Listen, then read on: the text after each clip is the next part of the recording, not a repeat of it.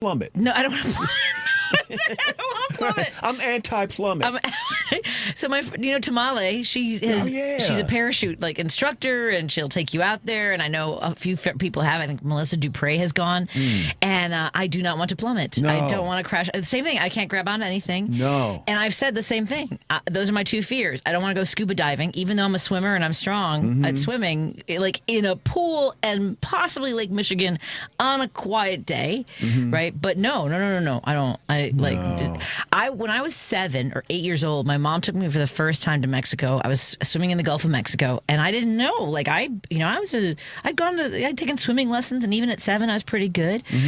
I got tumbled into a wave. Ooh. And so I got pounded into the sand and was choking on it, and I was sick for days from having swallowed so much water. Jeez. Yeah, I almost drowned when I was 7. Oh my goodness. So yeah, no, I don't mess around. I am a wear a life vest on a boat. I don't care how you look. I don't care how it feels. Yeah. Would you like to see what tomorrow feels like? I know that's right. Ugh. That's awesome. Man. Hi, Dwayne. Hey. Isn't it better when Dwayne's... We do need to figure out a way to make this a more regular... we need to make it worth your while, because I can't. It's too much, Dwayne. It's a lot. It's a lot. And dealing with a lunatic who has an indefatigable amount of energy. This is I always say, I've been saying this in my act. How come crazy people always seem like they got a lot of energy? Well, okay. I always have a lot of energy, and I am a little bit unhinged. No. Yes, with this guy. But you know what it is? Yeah.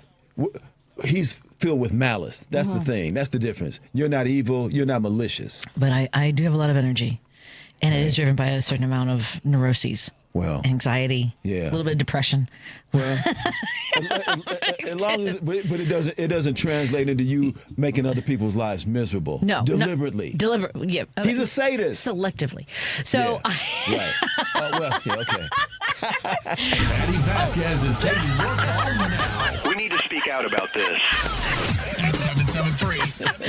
No, and selectively with because I demand accountability. I have boundaries. So when people don't respect boundaries, not mine or others, I can't. Yeah.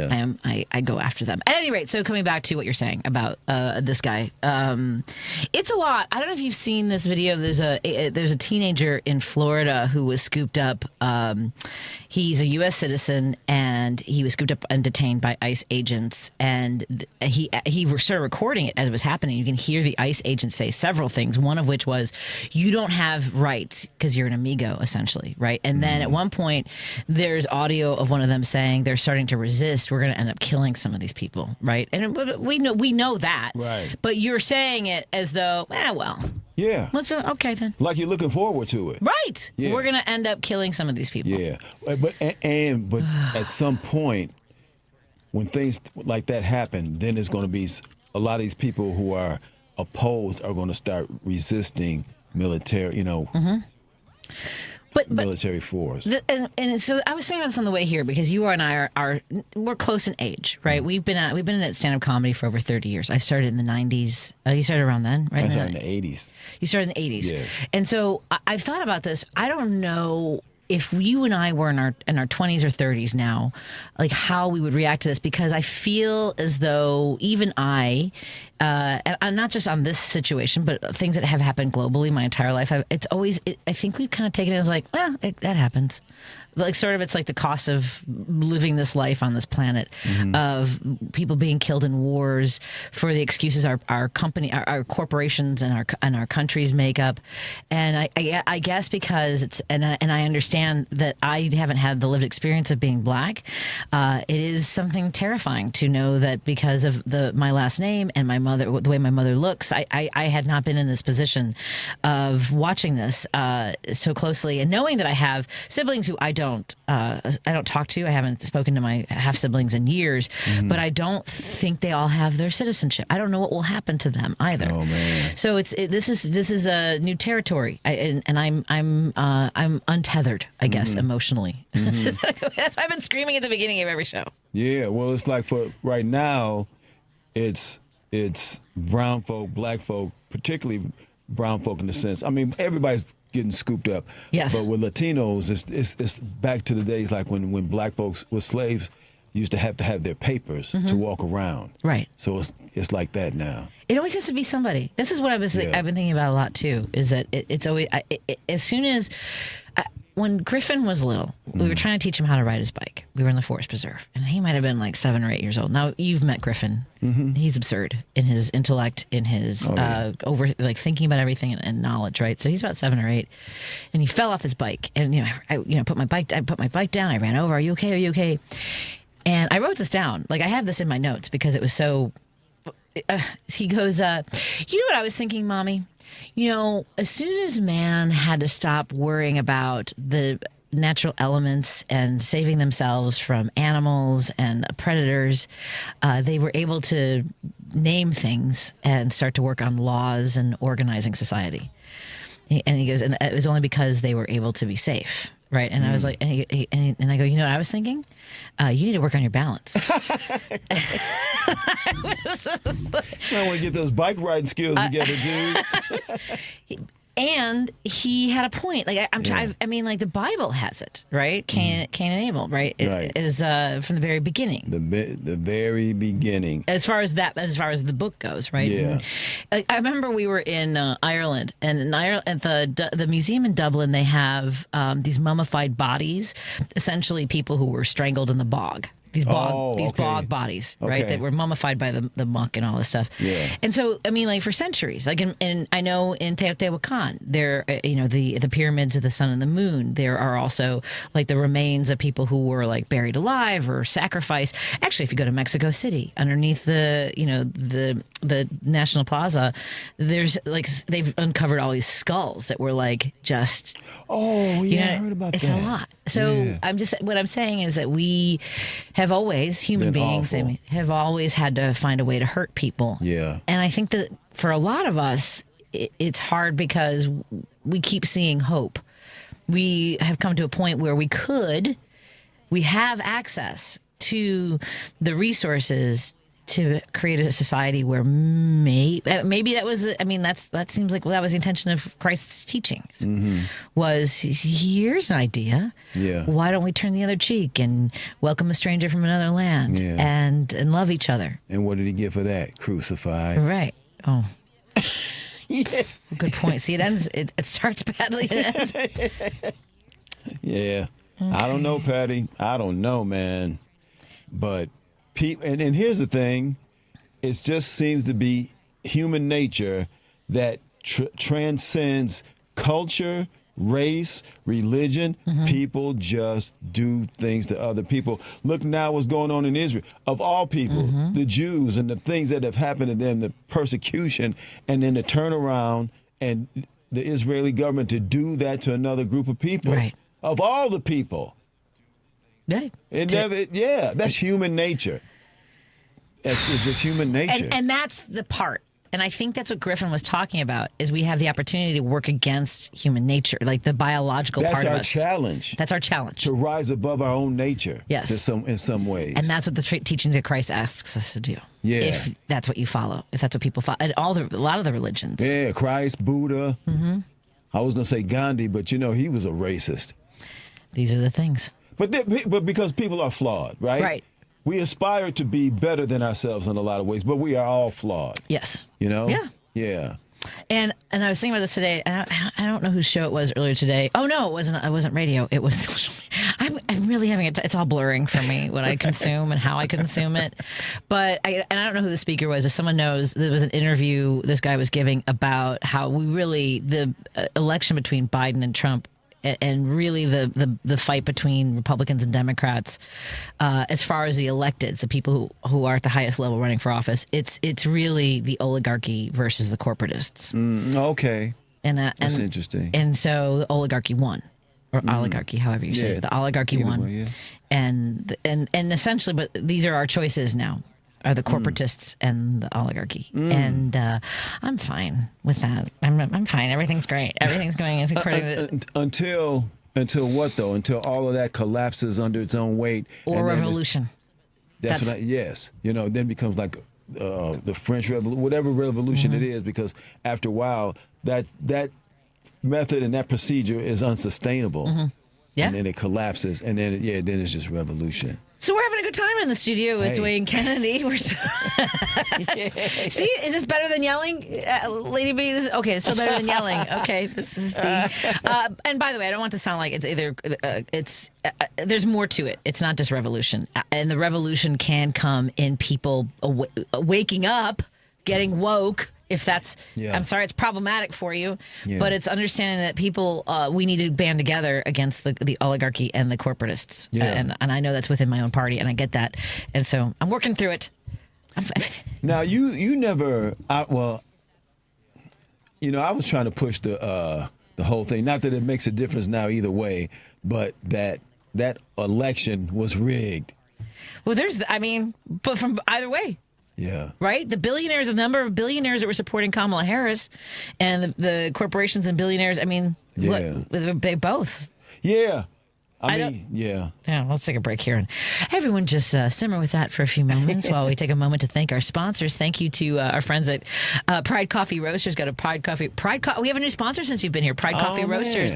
I'm going to ask you off the air because I'm so tired of my guests telling me they don't drink coffee. Go to pridecoffeeroasters.com. Right now, for a limited time, you have a 10% discount off of your orders. Drive home 10 and get your bean subscription. Get some of your swag. Thank you to our friends at Minocqua Brewing Company. Go to MinocquaBrewingCompany.com. Today is the last day to support the work that I do. My last essay about Donald Trump's most recent trip to Scotland. We'll talk to Dwayne about that in a moment. We also want to thank our friends at Kids Above All. Go to kidsaboveall.org and support their mission to help children live a happy, healthy, safe life. They have a backpack drive going on right now. And thank you to Source Solar. We're gonna have Peter and Warren back in studio next Thursday and to have an interview with them about the incentives for solar panels on your house or business. Go to source.solar to learn more.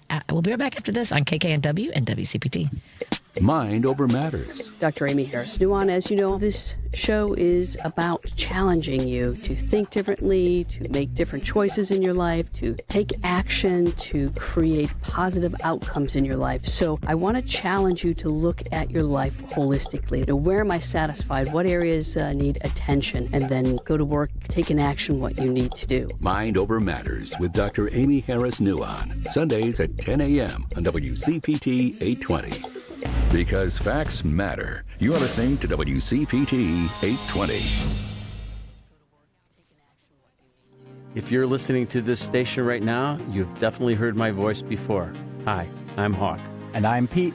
And we're with Source Solar, your local source for solar. Source Solar is Chicagoland's premier solar installer, providing solutions for over 1,000 homeowners and business owners across Illinois and Iowa. With over a decade of industry experience and deep roots here in Chicago, we have the expertise to help your transition to clean, renewable, resilient energy. We can guarantee that we save you money day one without any out-of-pocket cost to you.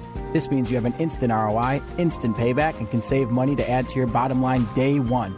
At Source Solar, we source everything as local as possible, meaning we always carry the Made in USA sticker. Find us online at www.source.solar. Stop in our office at 5710 Northwest Highway or give us a call at 773-985-3992. And don't forget to ask for Hawk or Pete. You're listening to Driving It Home with Patti Vasquez.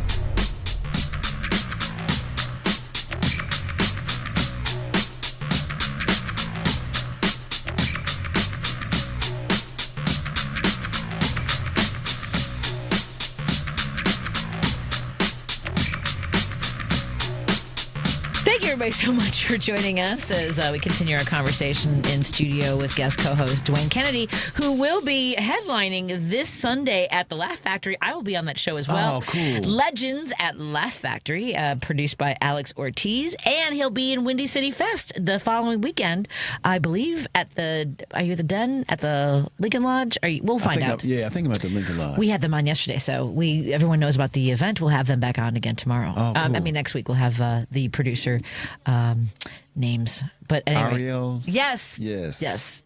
And she'll be back on next week. Isn't that funny? She said, she was at Austin's comedy festival. She'd gone to North Carolina, and she was like, "How come Chicago doesn't have one?"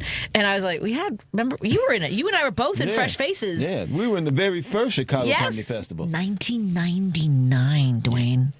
19. Yeah. Do you remember on our show, Tosh was on that show. Do you remember that? Yes. Daniel Tosh was on there. Is that his Yeah. name? Daniel Tosh? Monica Carter. He was DT Tosh at the time. He was DT Tosh. I Yeah. feel like it was, I have it, someone posted like a picture of all of it. Yeah, me, Yeah. you, and a couple other people were on that show. Mick Betancourt, was he on it? He might have been. Yeah. Who went on to write for Law and Order. Law and Order. Yeah, and some other shows as well. Bunch of other crime shows and stuff. That's, you bring up a good point. We were talking earlier about, people who are like essentially narcissists and billionaires and things like that. I think you and I look at some people who like figure things out and we're like, oh, I don't have that. You know what, Patty?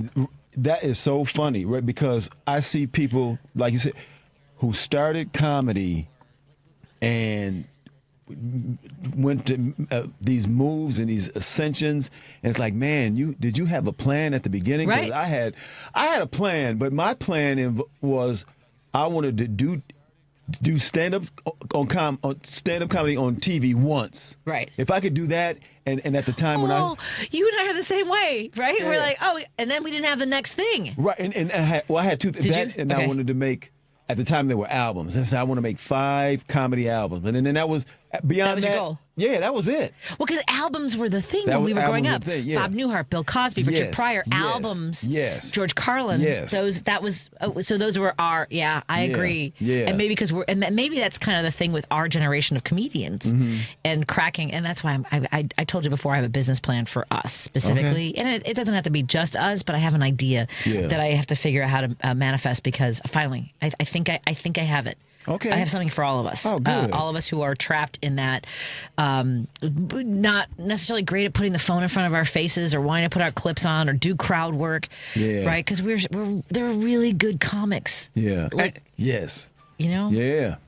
I just say. Yeah. So anyway, you wanted to do albums. You wanted to be on TV. I wanted, yes. Yes. And then that was beyond that. I didn't really, it was all vague beyond that. But when I see a lot of people who start now or, just whatever, and they ascend and they do these certain things, like, man, you had a plan. What was Kamal's plan, do you think? Did he have? He didn't. You know what? Now, not to speak for him, but he talks about he didn't really have a plan. Not really. Jerk. Well, maybe that's the thing, right? We Yeah. had a plan that was limited. Like I achieved mine too, which I thought that my family was unique enough, crazy enough that I should have a sitcom. Okay. And I sold the rights to a sitcom in 2015. Mm-hmm. And then I was like, oh, and that it went as far as it could with ABC, and that was that. Yeah. But I didn't have the next plan. Yes, and I think too, just our geography, our location, is if we're not. Yes, in their faces. Yes, and all those different now, just with the internet, like you said, you can do things from your living room with your phone. But prior to that, if you weren't on one of the coasts, you just had to be very intentional. Yes. You know what I mean? Because nobody was generally coming to Chicago No. to get you. Right. So. Yeah. And when they did, it was specific. Like, so Yeah. let's say Hannibal, right? So Hannibal, they wanted him. Like, there was something like, and I get it. Yeah. But it was so weird to me because he used to be my opening act, and so we were so diametrically opposed in our style, right? Like, he's chill and Yeah. takes his time, and if it doesn't work, he doesn't care, right? And I don't have that bone in my body. Like, I will go through all the files in my brain. Oh, you don't like the smart stuff? You want the stupid stuff? You want me to be dirty? You want me I'm like, and like Hannibal is just gonna Hannibal. Yeah. Right. And Yeah. and I didn't. And so I remember, like, we even did a press conference for a festival one time. We were next to each other with microphones, and like they were asking us questions, and he's just so chill. Yeah. And so I'm like, Hannibal. Yeah. Yeah. But, Burris, by the way, for folks, I'm talking about Hannibal Burris for those who aren't but familiar. then he went to New York. That yes, was the thing. but he was also invited. That was Letterman's guy, the booker. What is his name? I can Eddie see Brill? Eddie Brill. Okay. Yes, and that was a thing. Anyway, there were some people that were invited from Chicago. You know what I'm saying? Yeah. And I think, and I know that, again, you and I are just like, we get to the certain point where like, okay, I'm not sure what to do now. Like, Yeah. I'm not good at the follow up, the follow through, the Yeah. you know yeah. what I mean? The And- calling people and Yeah, I know, man. Yeah. And again, because I would even say that there was a number of people who were based in New York or LA who maybe were just their plan was just as vague, but because you're in the industry, you can be vague. As long as you're going up, somebody who can do something for you is in the audience who can see you or get word. Yes. That can generally not happen here. You're going up, nobody here is going to see you and say, boom, putting you on there. Yeah. Agreed. Yeah. We're fine. It's fine. I'm happy with my choices. I think you and I both said before, I'm having my choices. I just wish my choices had produced more money. Correct. Correct. It's that part. Yeah. But again, this is why I thought of Mick Betancourt. Mick Betancourt built a financial base for himself. Do you know he was a snowplow driver for the city? So I didn't know that. Yes, so so that's what he would do. He would be on call, and like the amount of he saved up a lot of that money to create a base for himself. Yeah, Mick was always a hustler, man. Yes, yeah. So that was one of I remember one time Mick Betancourt. So I had just started headlining, and he came. I told you this story before. So he came into Zanies. He wanted to do a guest set, and he handed me a piece of paper with his intro on it. He's like, "Here's what I want you to say when you bring me up," and I go, "I'm headlining the show." Oh boy! I tried to be nice about it, but it was. That's hilarious. I mean, because when he had left town, I was a house MC. Yeah. But it had been 4 or 5 years, and Yeah, oh, that's funny, man. I think he was. I saw him a few times. He was in recovery, and he used to do recovery shows in L.A. and I did one of his shows. Yeah, so and I think he's since moved from L.A. But anyway. Yeah. And I'll be back. So again, let's take a break here. We'll take your phone calls when we come back. 773-763-9278. Dwayne Kennedy and I are in studio, and we'll be together on Sunday on stage at the Laugh Factory for the Legends Show. Go to laughfactory.com to learn more about that event. And Dwayne will also be in the Windy City Comedy Fest. Go to windycitycomedyfest.com for more information and follow them on Instagram. They got a lot of great posts about all the performers, including Dwayne. Dwayne will be at the Lincoln Lodge, according to Instagram, on August 8th at 8 p.m. That's the Lincoln Lodge. Again, you'll get more information at windycityfest.com. More after this at WCPT 820, Heartland Signal, and KKNW 1150. We're so glad you're here. Mostly we're glad that Dwayne's here. Thank you. I needed it. You're listening to WCPT 820. Here's the latest Chicago weather update. I'm meteorologist Ray Miller from the Weatherology Weather Center. A flood watch in effect tonight. We'll see scattered showers and storms with 1 to 2 inches of rainfall and temperatures falling back into the upper 60s. On Thursday, look for scattered showers and storms with highs in the low 70s and breezy northeast winds. Friday, sunshine with high temperatures in the low 70s. Saturday, sunny with highs in the mid 70s. Sunday, sunshine with high temperatures in the upper 70s. Monday, cloudy with highs in the upper 70s. Right now, it's 77. This is Chicago's Progressive Talk, 820 AM, WCPT Willow Springs, and online at WCPT820.com, where facts matter.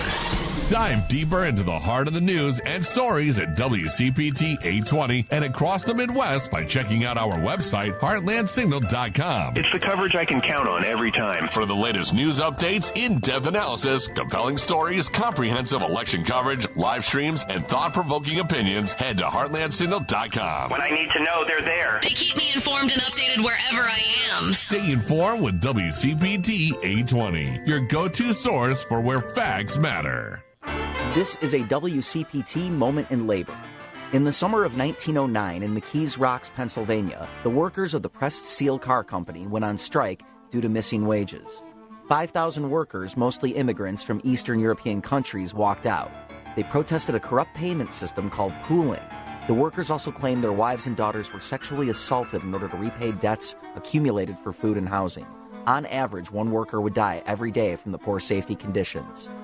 The workers received solidarity from the International Workers of the World, Standard Steel Car Company of Butler, and the railway trainmen and streetcar motormen who refused to haul scab workers into the city.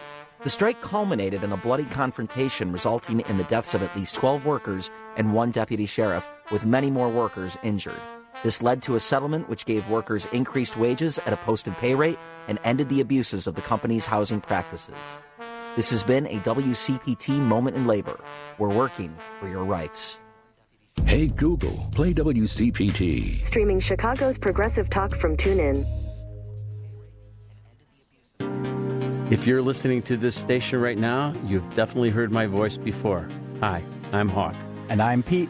And we're with Source Solar, your local source for solar. Source Solar is Chicagoland's premier solar installer, providing solutions for over 1,000 homeowners and business owners across Illinois and Iowa. With over a decade of industry experience and deep roots here in Chicago, we have the expertise to help your transition to clean, renewable, resilient energy. We can guarantee that we save you money day one without any out-of-pocket cost to you. This means you have an instant ROI, instant payback, and can save money to add to your bottom line day one. At Source Solar, we source everything as local as possible, meaning we always carry the Made in USA sticker. Find us online at www.source.solar. Stop in our office at 5710 North Northwest Highway or give us a call at 773-985-3992. And don't forget to ask for Hawk or Pete.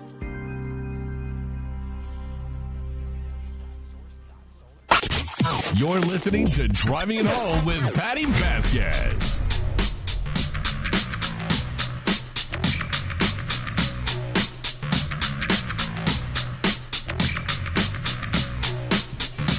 Just busy during the break building an empire with Dwayne Kennedy. A comedy empire is the goal, is all I'm saying. Oh, that's right. Just gotta do, everything has changed. The way people consume entertainment is so wildly different than when we came up. Because you were talking about having comedy albums. That's because we used to. Didn't you lay down in the dark when you were a kid and just listen to? And look, all the problems with you mentioned Jamal Warner. Yeah. But Noah and the Ark and God talking to Noah through Bill Cosby was one of the most religious experiences I've ever had in my entire life. Yeah, that was such a great bit. I mean, yeah, it was fantastic. And Richard Pryor. I was listening to him on the way up here. Oh, were you really? Yeah. I mean, just the brutal honesty, like the vulnerability of him. Yeah. Bob Newhart. Fantastic. The intricacy of I used to remember him teaching bus drivers, like bus driver school. If you haven't heard it, go listen to it because it's magnificent. Oak Park's own. Our Oak Park's own. That's right. Yeah. We have Dwayne Kennedy in studio. He'll be at Laugh Factory along with some other comics. I'm on the show too, and I'm excited about that. LaughFactory.com. Alex Ortiz's show, Legends. I don't. It's mostly because I lasted this long. Whenever someone says I'm legendary, I feel the same way. I feel the same way. Yeah. Yeah. I feel like both of us in some way, young comics are starting to find me a little bit in the city, and they're like, I'm sorry, where'd you come from? I'm like, I've been here. Do you feel that way?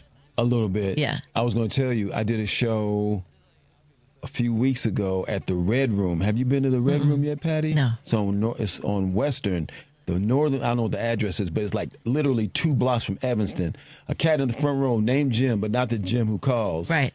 Came to the show because he listens to you and he listens to us. I meant to take a picture with him. Hey, Jim. Thanks for listening. Thank you for going to see Dwayne Kennedy. Yeah, See? you got to go to that room. Okay. I'll tell you about it. It's All great. right. Oh, excellent. I will go to that room as long as it's not a certain person that has been difficult. I don't know who's booking that. Is it like different producers? We'll find out. Yeah, I'll let you know. We'll talk afterwards. Yeah. Actually, speaking of Jim, let's get the Jim on hold.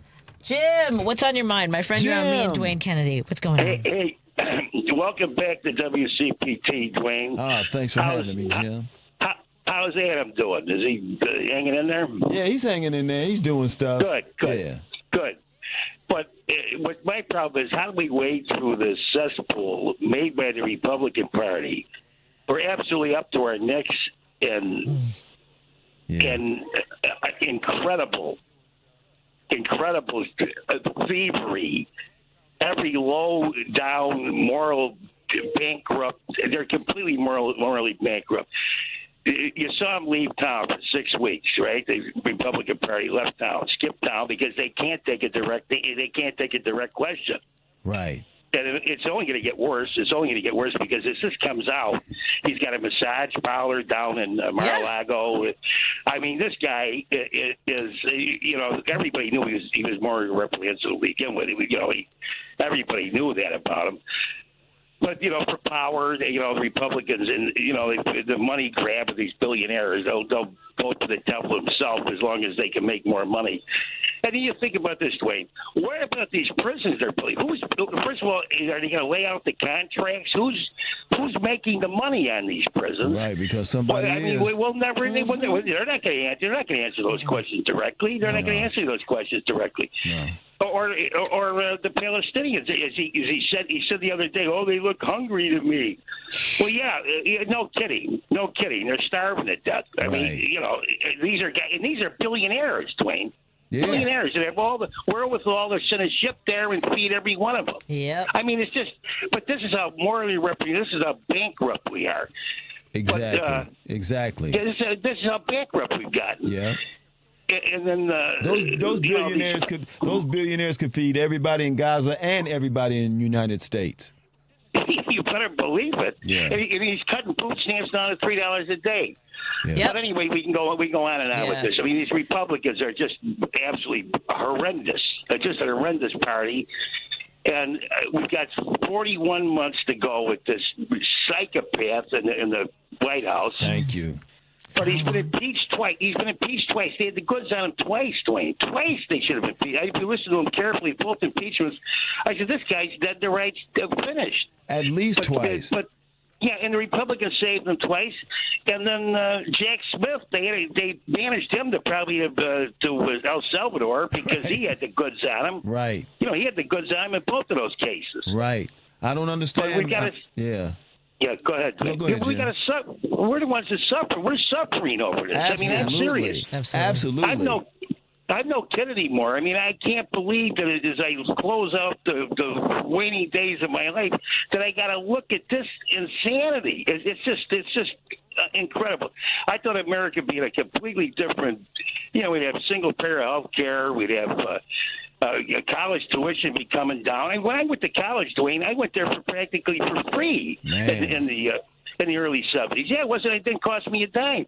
I could rent an apartment with 1 week's paycheck anywhere in the city. Yep. Even the toniest. Even in the 80s, you could do that. I could earn $400 and make my rent in a week. Right, and that's the way to live. You can only live. At least you can have a couple laughs. Now it's 50% of your paycheck for rent. Yep. I remember doing that math. When I would look at an apartment, I would do the math of it had to be a quarter of my month's salary was all it could be. Exactly. It had to be 25%. Yeah. Yeah, if you wanted to live a little bit, you had to advance it 50%. No. And then that's not living. That's being in debt, and that's being owned by the banks. Yeah. Yeah. Anyway, thanks for letting me go on. And Dwayne, take care. Take care of yourself. You Dwayne. too, Jim. Thanks, Jim. Good to hear from you. I think I'm not sure if I don't know if you saw the news yesterday that Donald Trump was asked. He said that the reason he and Jeffrey Epstein parted ways was not because he was creepy, but because he had told Jeffrey Epstein not to take his workers, his employees, and he took a young girl who was a towel girl. That part I did remember. Yes, and she worked at Mar-a-Lago. Stole her. She committed suicide a few months ago after for years saying that she'd been trafficked, sexually assaulted, abused. So that was. Oh boy. Yeah, he took a teenager from him that he was mad about. He was mad that he took a teenage girl from him. Yeah. I'm sorry, my hate listeners. He took a teenage girl from him and he was mad. He's mad about it now in 2025, and that's why they parted ways. Yeah. Which is from the aughts. Right. Tell me again. His personal lawyer went down to Florida to talk to Ghislaine. Oh, that doesn't sound right. Let's take some phone calls before I go down a bad path. She's so disgusting, too. Hey, Paul, from Seattle. You're on with me and Dwayne Kennedy. What's on your mind, my friend? Listen to what Dwayne was saying about what's going on in Gaza. The international community cannot allow Israel to profit or gain from genocide. No. So if Donald Trump thinks it's going to be the Atlantic city of the Mediterranean, the international community has to stand up against that and say, no. Yeah. Israel, you have to rebuild all the damage that you created. You can't starve people to death and expect them to leave. They have to repair everything. They have to recreate everything they did. Yeah. And I mean, if they won't do it, then the international community needs to blockade them. I mean it. Blockade the Mediterranean. Say now two can play at this game. If that's what you're going to do to people, I mean, you look at it. By the way, I have my problems with Israel, and people can say I'm anti-Semitic, but I'm not. I'm not the one who wrote woe to you, O Israel, umpteen times in the Old Testament. Okay, I didn't write that. The prophets wrote that. Okay, so Israel was recreated in 1948. By the way, the first act of terrorism in the Middle East, you look this up, was the bombing of the King David Hotel in July of 1945, 80 years ago this month. It was the Zionist group that demanded that Britain, the British mandate, create a new Jewish state and killed 262 people. Now, they warned that a bomb was going to happen, and all of the British top brass got out because that's the King David Hotel in Jerusalem was the headquarters of the British mandate. Yeah, all the British brass got out. Who do you think stayed there? The kitchen and the housekeeping help that were all Palestinians who worked there. That's who got killed. And okay, so we got a new Israel in 1948. But look at the 1967 war. Israel attacked first. Now we've been told that they discovered plans that Egypt and Jordan and Syria were planning to attack them, and this was preemptive. But my question is, how did those three countries get caught so flat-footed if they were planning to attack Egypt? Their whole Air Force was bombed in the hangars. They never got a single plane off the ground. Tanks rolled into Jordan and Syria completely unopposed. And not only that, Israel had previously complained that the ancient borders that had been recreated in 1948 were indefensible because the borders were right up against their neighbors, the Egyptians and the Jordans. So they wanted a buffer. And what did they do with the buffer, the occupied territories? That's where they expelled the Palestinians to. So had been using the Palestinians as a human shield between Israel proper and their Arab neighbors. For their own purposes. I've got to take a break here in a moment here, Paul. Thank you so much for sharing your perspective. It's always good to hear from you, my friend. Before we go to the break, I want to read a couple things to you. First of all, I have we celebrate our fourth anniversary this week on Saturday, and we got a card from Dave and Hoffman Estates giving us a lot of thanks, and he also included you on the list of co-hosts as well, right there. There's Dwayne as part of our show. Happy anniversary! Thank you for joining us and making the show as much fun to do and as important to a lot of folks. So thank you, Dwayne Kennedy. Oh, thank you. From Dave and Hoffman Estates. And then we also have a text before I go to the break. There's a poem. Dwayne, I heard your name. Really don't mean to cast any blame, but when you're not here, it's a real shame. I'm trying to say that it's great you came. Please don't say this poem is lame. That's from our listener at 708. I hope I did okay with that. So I did my best. On the spot. I mean, do I get some? Let's take a break here. We're going to check in with one of my favorite human beings. You're one of my favorites, and our next guest, Ellen Hawley, is joining us. She's a grassroots organizer in Wisconsin. You know I'm a dork for Wisconsin, and I'm an even bigger dork for her and for you. More in a moment on WCPT 820 and KKNW 1150. A Better Life with Dr. Sanjay Gupta. Don't worry, be happy. It's a mantra I try to live by. It's also one of my favorite songs. Well, this year's World Happiness Report homed in on benevolence and people's expectations of their communities. What the report found was that 70% of the world's population did at least one kind thing in the last month. Donated money, volunteered, did something nice for a stranger. Doing good feels good. Acts of generosity predict happiness even more than a higher salary, a certain poll found. You can make the most impact with the 3 C's. When you perform your kind act, you should aim to connect with someone else. You should do it by choice, meaning because you want to, not because you have to. And whatever it is you do, you should do it for a clear sense of positive impact. I'm Dr. Sanjay Gupta, helping you live a better life. Some people just know they could save hundreds on home insurance by checking Allstate first. Hold it. Like you know to check the assembly instructions first. Hold it. Before building the bookcase. And done. Whew. You can let go. Yeah, checking first is smart. So check Allstate first for a quote that could save you hundreds. You're in good hands with Allstate. Not available in every state. Potential savings vary. Allstate Vehicle and Property Insurance Company and affiliates, Northbrook, Illinois. DQ presents how to make a blizzard treat even sweeter. Just get a blizzard treat on Miracle Treat Day, July 31st, and help support kids like me, Ari. On Miracle Treat Day, $1 or more of each blizzard treat sold at participating locations benefits your local children's hospital. So treat yourself in the most meaningful way and support local kids like me on Miracle Treat Day at DQ, Thursday, July 31st. DQ, happy tastes good. WCPT 820, Chicago's progressive talk, where facts matter. Union Strong Chicago continues to lead the way with progressive values and in preserving democracy. Your support of the Minocqua Brewing Company Super PAC efforts in Wisconsin and beyond strengthens the fight against MAGA Republicans. You can now purchase progressive beers like Labor Lager, Love Wins Fruited Sour, and the Resistance IPA in Chicago at Rogers Park Provisions, Diversity Beer, Wine, and Spirits in Lakeview, Park West Liquor, Wine, and Beer in Lincoln Park, Logan Square Liquors, and Tip Top Food and Liquors in Westtown. Visit MinocquaBrewingCompany.com for all their Chicagoland locations. As always, no matter how bad our sports teams are, please drink responsibly. You're listening to Driving It Home with Patti Vasquez.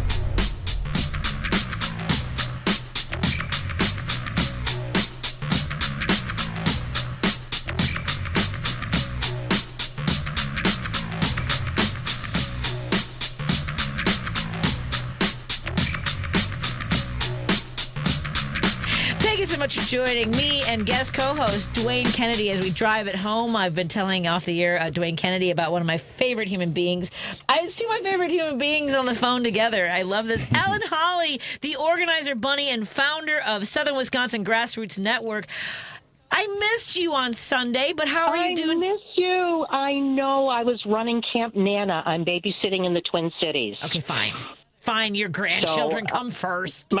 Yes, they do. They do. I'm sorry. But I heard it was a splendid event, and we have another splendid event that I'm going to miss again tomorrow. But I've been organizing from my daughter's kitchen table, and we've got a good thing going on. Congressman Brian Stile, who has been MIA for years with in-person town hall meetings, actually after 6 months of us pressuring him, is going to come to Elkhorn High School to do a 1 hour and 15-minute listening session. And I have to say, as somebody who was at the last one of the listening sessions, I am so jealous. I can't make it. I can't make it this time, but it was spectacular, Dwayne. They had an empty chair that they talked to. I believe it was a rubber chicken. Was it a rubber chicken? What did you? The rubber chicken. Yep. Rubber chicken. It would just back because he's a chicken. He won't face his constituents. Oh wow! Brilliant. It was absolutely brilliant. Well, I think after we left the coffin at his doorstep last week, in our funeral procession for democracy, I think he was like, I better see these people. I need to see these people. So he's showing up. I don't imagine anybody will have a chance to ask any serious questions. His topics are going to be savings and the big ugly bill for seniors, which I don't see any of those things happening. Nope. And also the concerns with the southern border. And I don't know if he means Illinois or what he's talking about, but we get along well, don't we? Hey, I'm your fib, my friend. You know I am. Right. Yeah, I know. So that's what's going on tomorrow, and I just want to make sure, even though if you can't make it, I'm going to be catching it on live stream after the fact, after I get the kids to bed. I can't wait to. So he's showing up, and I wonder. Well, yep. And I wonder what his plans are, because we've seen town hall meetings in other places where it either gets ugly in the sense that, like, someone says, oh, well, we're all going to die, or or you're overreacting, or whatever it is, or people being dragged out. Mostly women who have been removed from in Idaho, I think in Pennsylvania, by like security, like these big thugs, like these big guys, like pulling these women out of their shoes. Jeez. Right, literally dragging them out, often older women like me. And we're kind of brittle, so you got to be careful when you're dragging people out. But so this has taken on a life of its own, because now at 4, so that starts at 5.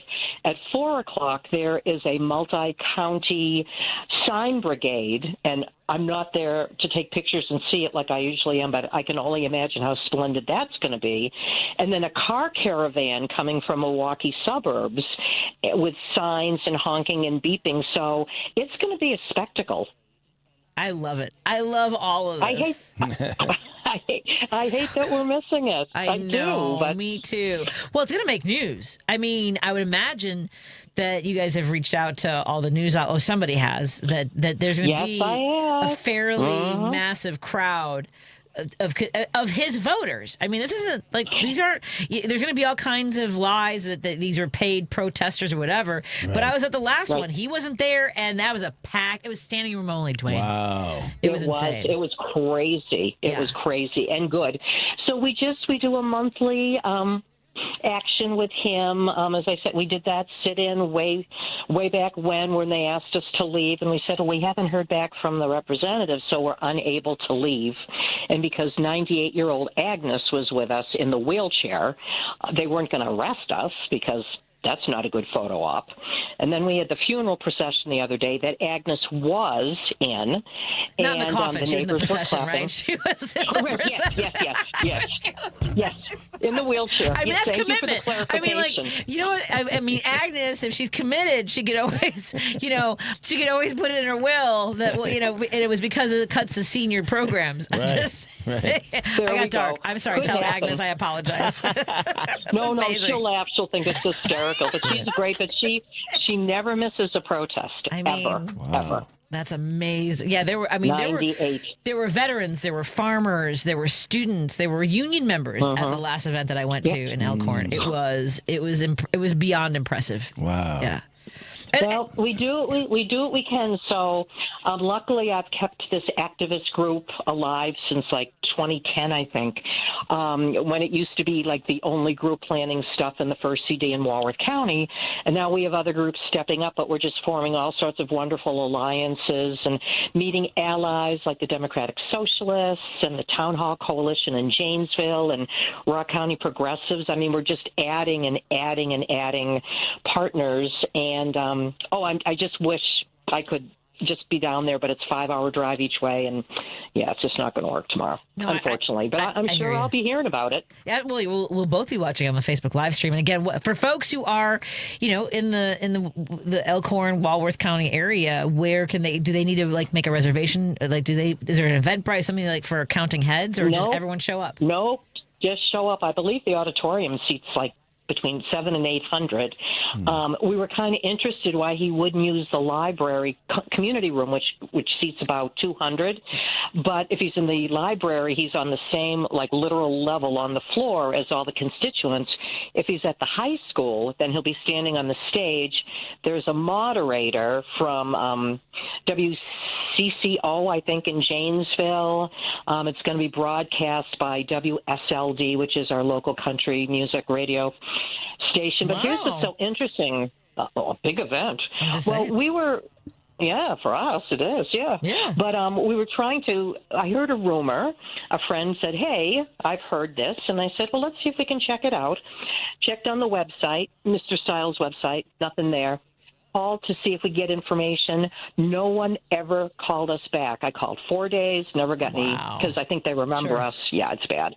And so the reason that we found out it was actually booked is I got on the school district website, and sure enough, that's been booked. So we started kind of preemptively advertising it, and then all of a sudden it's like, yeah, we're confirmed.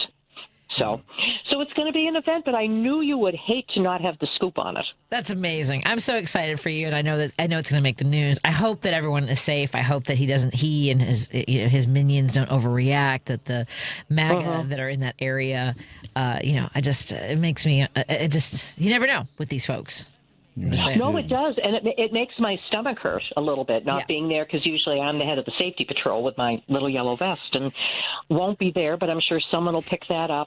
I also got a Facebook poke from someone from, I think, Milwaukee Fox News, who wants to talk about our mock funeral procession, which was not a threat against the congressman, but was mourning the death of democracy. Right. So we wanted to make that very, very clear. When I heard you say casket, that's what I took it, the death of democracy. Of course, they want to distort it into something that's that they're being persecuted somehow. Yeah. Right, exactly. I have a favor to ask you. Would you consider coming with me to a jiu-jitsu class? I mean, yes. Okay, so we might have to meet in Highland Park. I have someone that could teach both of us, but we'll have to figure something out because first of all, this is what the suffragettes did. They were trained. A lot of them were trained in jiu-jitsu. Oh wow! Yeah, and I for both of us, we're not young. We're not, as you mentioned, we don't heal the way we used to, and I want you to be able to put someone down before they get you. Is all I'm saying. I just use my teacher voice and say, "Excuse me, young man," and then they just stop dead. Okay. And that's it. That's all I need. I need the voice. I we got the voices. We do have the voices, and that's Ellen Holly again. The Congressman Brian Stiles listening session in Elkhorn is this Thursday. Where's the venue? At Elkhorn Area High School Auditorium, 482 East Geneva Street. All right, folks, you can get there. And where can they get information from the? Do you have a Facebook page that folks can go for reference? Yes, and I'll get you some pictures, or I'll get you whatever I have as it's happening, or whatever. But yep, I'm bummed, but we're going to get it done. But I'm so appreciative that you could fit me in. I know you got a full schedule tonight. I adore you. Are you kidding me? You can call during the show anytime you want, my friend. Tell me anything you need because I miss you and I look forward to seeing you again. And everything I know. Everything that Ellen Holly's told us about she's the founder of Southern Wisconsin Grassroots Network. The information is also available on our Facebook page, the Patti Vasquez Show page. Links to all of our guests and events are right there on today's show promo. So, Ellen, I will see you. I'm sure I'll see you very soon. We have to. I'll see you soon, and I'll drive down, and we'll have a little dinner. Exactly, and jiu-jitsu. We'll jiu-jitsu and dinner. Yes, absolutely. I'll borrow a Teenage Ninja Turtle vest for my grandson. And I'll see if I can find a belt or something for you, and we're in. Excellent. Absolutely. I love it. That's Ellen Holly. I miss you, my friend, and I'm glad that you're hanging out with your little ones and doing Nana duty. I love it. Okay, my friend, and love you. And Dwayne, I will see you too at some point in time, and take good care. I love this lady. Okay. Once you know Ellen Holly, you're in forever. I'm just saying. Bye, my friend. Crazy. Take care. Take care. Bye-bye. Let's take a break here. Sorry, Lady B. We'll take a break here and come back with more conversation. We'll come back on WCPT 820 and KKW 1150 along with Dwayne Kennedy, who's at Laugh Factory this Sunday. This is a WCPT Veteran Minute. Captain Hugh Molzak's love for the sea started after he finished high school as he served the British Sooners and in 1918 immigrated to the United States. Within 2 years of joining the Marines, Molzak earned his shipping master certificate, the first African American to do so. In 1921, Molzak was promoted to the rank of captain. In 1942, the SS Booker T. Washington, the first ship to be named after an African American, was created, and Molzak was offered the position of captain, but he turned it down at first as the Marines did not want to have an integrated crew. Molzak stood firm on his beliefs, stating, "Under no circumstances will I command a Jim Crow," and Molzak became the first African American captain of the first ever integrated crew. Under Captain Molzak, over 18,000 troops were sent to the European warfront, and ships carrying tanks, aircrafts, and ammunition to United States troops in World War II. This has been a WCPT Veteran Minute. Active Liver is the easy way to get a daily detox to keep you healthy and feeling your best. Find Active Liver at your local CVS or online at Amazon or NewNordicUSA.com. AP News, I'm Ben Thomas. In Gaza, another 48 people killed today while waiting for food. Hi Panjwani reports that word comes from Shifa Hospital in Gaza City. The latest violence around aid distribution came as the U.S. Mideast envoy was headed to Israel for talks. The dead and wounded were among crowds gathered at the main entry point for humanitarian aid to northern Gaza. Israel's ongoing military offensive and blockade have led to what experts call the worst-case scenario of famine. The Israeli military body that facilitates the entry of aid said over 220 trucks entered Gaza on Tuesday. That's far below the recommended 500 to 600 trucks a day UN agencies say are needed. I'm Haya Panjwani. The level of human suffering in Gaza is intolerable. Canadian Prime Minister Mark Carney announcing his country will join France and Britain and recognize a Palestinian state at the UN in September. In other news, the U.S. economy grew at a better-than-expected 3% annual pace in the second quarter after contracting 0.5% in the first quarter. The Federal Reserve's leaving its key short-term interest rate unchanged again. And Sagar Meghani reports President Trump's announced a new tariff on goods from the world's most populous country. India's been a good friend, but India has charged basically more tariffs than almost any other country. And top White House economist Kevin Hassett says that frustrates the president. But feels that a 25% tariff will address and remedy the situation in a way that's good for the American people. The president says he'll add an additional import tax because India buys Russian oil, helping Moscow's war with Ukraine. The announcement comes after a slew of trade deals with the European Union, Japan, and others. Washington has long sought a deeper partnership with New Delhi, which is seen as a bulwark against China. And India says it's been working on a new trade deal with the U.S. for months. Sagar Magani, Washington. This is AP News. A dentist gets a lengthy prison sentence. A Colorado dentist was convicted of murder and other charges after lacing his wife's protein shakes with poison. James Craig was accused of repeatedly poisoning his wife Angela over 10 days in 2023. Prosecutor Michael Morrow held up a key piece of evidence. Pink top shaker bottle. This is a murder weapon. This is one of the murder weapons. Morrow says Craig tried to poison his wife with protein shakes. When that didn't work, he gave her a final dose of cyanide as she was hospitalized. Morrow pointed to text messages that reveal the state of the marriage. He calls it a situation, a problem. He says he's frustrated, stuck, trapped, hopeless, helpless. These are all his words. Jurors rejected Craig's claim his wife sought help in ending her own life. He was sentenced to life in prison without parole. I'm Ed Donahue. There's more news at apnews.com. I'm Ben Thomas. Thanks for listening. This is 8:20 a.m. WCPT Willow Springs and streaming worldwide at WCPT820.com. We are Chicago's progressive talk, where facts matter. Now your WCPT 820 weather update. I'm meteorologist Ray Miller from the Weatherology Weather Center. A flood watch in effect tonight. We'll see scattered showers and storms with 1 to 2 inches of rainfall and temperatures falling back into the upper 60s. On Thursday, look for scattered showers and storms with highs in the low 70s and breezy northeast winds.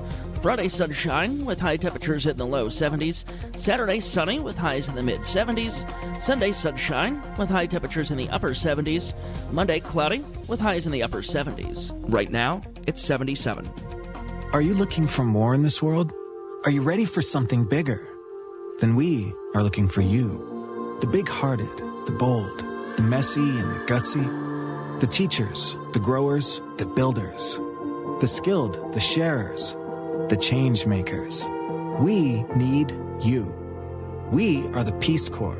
In more than 60 countries, we go all in and all out. We are volunteers, partners, communities, working together, living together, bringing our experience, passion, and joy to building a better world together. From tackling climate change in Mexico to keeping kids healthy in Kenya, from sustainable farming in the Philippines to education in Kosovo. We learn more, give more, share freely, and serve boldly. Are you ready to tackle the tough stuff? To go the distance to make a difference? Then we have a place where you belong. Join us at peacecorps.gov. This is WCPT 820, where facts matter. Driving it home with Patti Vasquez, Patti Vasquez. From global conflicts to greenhouse gases, the folks refusing to wear masks says, and politicians getting caught grabbing asses. She's driving it home with Patti Vasquez. Thank you so much for joining us. I'm thrilled that you're tuning in for our drive home. I'm Patti Vasquez, your host, in case you weren't aware, and you're just finding us. You never know Dwayne Kennedy. You never know. People just tuning in on the radio. Plus, there are folks who are listening to us in the evenings on KKNW 1150 in Seattle, and our friends in Minneapolis, St. Paul on KTNF AM 950. We want to thank our sponsors. Pride Coffee Roasters is our newest sponsor, and I forgot to ask you if you drink coffee, Dwayne. Okay. All right, we're going to do this at the end of the show. We'll do it later. Me, you, and Tom Appel will talk about coffee a little bit later. Oh, okay. Yeah, because Pride Coffee Every single time I ask a guest, they're like, I don't really drink coffee. So I drink coffee. I drink a lot of coffee. I know it's hard to tell, but my favorite is Pride Coffee Roasters, and I'm super proud to have them as a sponsor. You can go to pridecoffeeroasters.com, and for a limited time, you get a 10% discount. Just type in Drive Home 10. Maybe order your bean subscription. Get some gay swag. I have a tote bag that says "Sounds Gay." I'm in. So that's one of my favorites. And also, we want to thank our friends at Source Solar. Renewable energy is, I know we all are invested in this, but the federal government we have right now, the administration is not. And those incentives to have solar panels will expire at the end of this year, but that doesn't mean you should wait until then. If you've been on the fence, go to source.solar, make an appointment, talk to Paul, and he'll walk you through all the elements of getting solar panels on your house or business. Again, that's source.solar. Also, thank you to our friend Kirk Banks at Minocqua Brewing Company. Go to MinocquaBrewingCompany.com. Today's the last day for my opportunity to benefit from your support. My column that appeared on Monday benefits from your purchases of Woke coffee. So if you like what I do, or even if you don't like what I do there, if you like what I do here, buy someone a gift of Woke coffee is all I'm saying. Or just send them some money and say it's for Patty. I'm kidding. Don't you have to do that. I like doing it. It's a lot of hard work, and it's worth hearing your praise and acceptance and your criticism. I don't listen to it as loudly as the praise. I've learned how to temper that, Dwayne. Good. And I want to thank our friends at Kids Above All. Go to kidsaboveall.org. And right now they're doing their backpack drive. Which, because of course, why wouldn't we want to make sure kids feel confident with new school supplies? Wasn't that the best part of going back to school, Dwayne? Yeah. Yes. That one day. That one day. Then it was downhill from then on. Exactly. I want to introduce our guest co-host, Dwayne, and our audience to our next guest. We're talking to Thelma Young, Senior Manager of Narrative Strategies at the Solutions Project. I have your last name. I also have two last names, and I don't want to do injustice to your last name. If you want to share with us, first of all, hello, Thelma. How are you doing today? Hi, y'all. I'm excited to join y'all. Thank you. Please let me know how I pronounce your last name. My name's Thelma Young Lutunatabua. See, it sounds. Here's the thing: I could try, and even if I got it close, it would not be the beautiful sound that you make it. So, tell me about yourself. Where did you grow up, my friend? I grew up in Houston, Texas. So I'm a proud Texan, but I've lived throughout the world and throughout other parts of the U.S. as well. And where are you calling us from tonight? Where are you still in Texas? Have you gone back to Texas? I am in Fiji right now, so I'm calling you from Fiji today. What? Calling in from Fiji. My husband is Fijian, so that's where the Lutunatabua comes from. Oh, man. Well, I have to ask, in Fiji, because I have never been, but I've lived in Chicago my entire life. I can tell you the things that I've noticed as far as what, climate has done and access to, clean water and air has done over my lifetime of 54 years. Does he talk about like how much Fiji has changed, whether it's because of climate or pollution? Oh, yeah. Fiji is definitely, like many other countries in the Pacific, we're on the front lines of the climate crisis, experiencing both extreme weather with extreme cyclones, sea level rise, and so many other issues as well.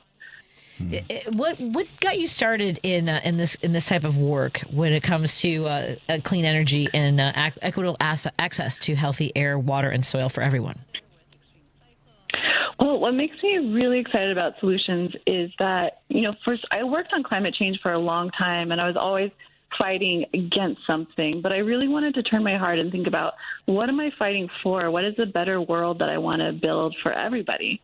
And so I work at a place called the Solutions Project, and we are a philanthropic organization, and we support community groups across the U.S. And these are the amazing organizations, the majority of them run by women and BIPOC leaders who are really working to make a better life for their community. And that means clean water, clean air, access to good, healthy land, access to food. And so I love working at the Solutions Project because we're all about, let's create the future that we want. Let's make a better world. The solutions do exist. So let's not give into the doom and gloom. Yes, things are really horrifying right now and harrowing in a lot of ways, and we can talk more about kind of what we're facing with extreme weather. But the solutions and how we survive, that knowledge already exists within communities. I think I think both Dwayne and I, our eyebrows went up when, we understand, and I think we all absorb the idea of wanting to fight for something against rather than against something, which feels overwhelming.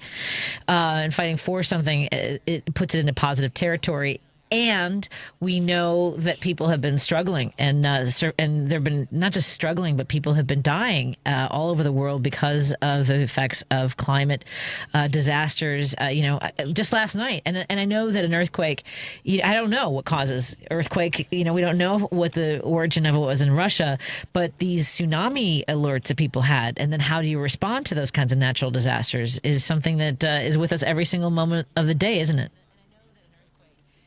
Oh, yeah, for sure. I mean, half of the U.S. is under an extreme heat alert right now because of the heat dome.